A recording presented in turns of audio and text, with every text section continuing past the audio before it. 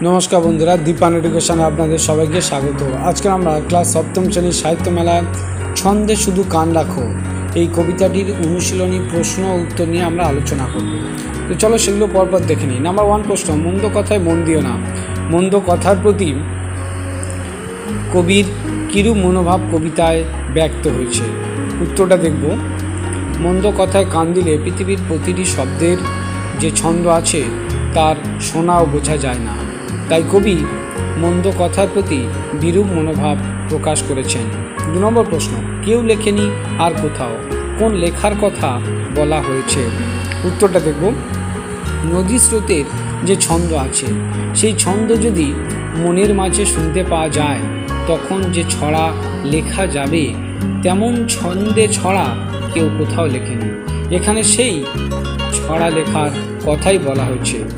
Next প্রশ্ন, চিনবে তারা ভুবনটাকে, কারা কিভাবে ভুবনটাকে চিনবে। উত্তরটা দেখব।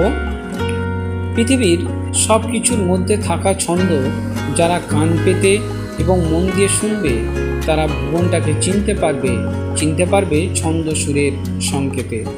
নেক্সট প্রশ্ন, পদ্য লেখা সহজ নয়, পদ্য লেখা কখন সহজ হবে বলে কবি মনে করেছেন। উত্তরটা দেখব। কবি মনে করেন মন্দ কথায় কান না দিয়ে ঝগড়া বিবাদ ভুলে ছন্দ শুনলে পদ্য লেখা সহজ হবে, তখন মনের মাঝে মজা জমবে আর জীবন পদ্যময় হবে।